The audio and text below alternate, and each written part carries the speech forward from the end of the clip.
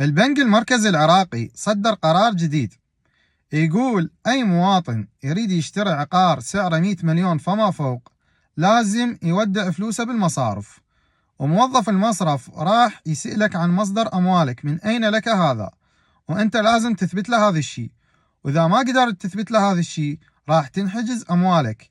يعني أنت متداين، منين جايبهن، شنو بايع، تثبت مصدر أموالك. هذا الشيء شنو راح يسوي؟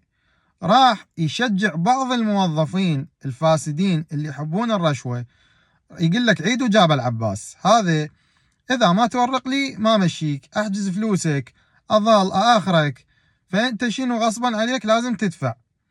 فما أعرف يعني الحكومة عايفة هاي المليارات اللي تتطافر وهاي الحيتان الكبار اللي ما حد يقدر يقول له أنت شنو، وجاي على الناس البسطاء. هو وينك هسه بهذا الوقت بيت سعره 100 مليون، 150 وفوق، حسبنا الله ونعم الوكيل.